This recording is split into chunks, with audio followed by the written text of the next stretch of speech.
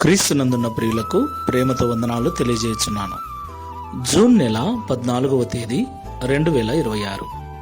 ఈరోజు దేవుడు మనకు చేస్తున్న వాగ్దానం ఏమిటనగా, కీర్తనల గ్రంథము 46వ కీర్తన 1, 2, 3 చరణాలు. దేవుడు మనకు ఆశ్రయమును దుర్గమునై ఉన్నాడు. ఆపత్కాలములో ఆయన నమ్ముకొనదగిన సహాయకుడు.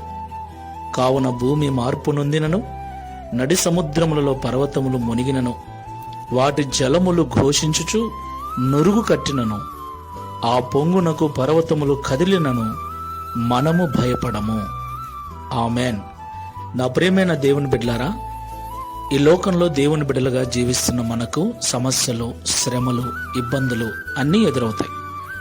దేవుణ్ణి నమ్మినంత మాత్రమున కష్టాలు, శ్రమలు రావు అని పొరపాటున కూడా మనం అనుకోకూడదు.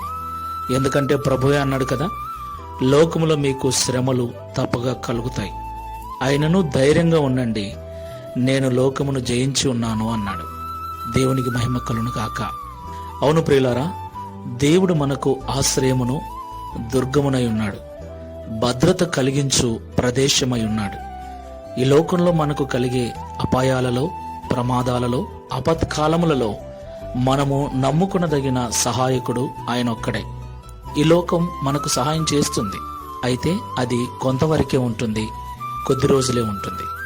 పరిపూర్ణమైన సహాయమును ఈ లోకంలో ఎవరూ మనకు అందించలేరు. అలాంటి పరిపూర్ణ సహాయం అందించి మనల్ని విడిపించి గొప్ప చేయగల దేవుడు మనం ఆరాధిస్తున్న యేసు ఒక్కడే. కాబట్టి సమస్యలు, శ్రమలు, ఇబ్బందులు వచ్చినప్పుడు భయపడొద్దు.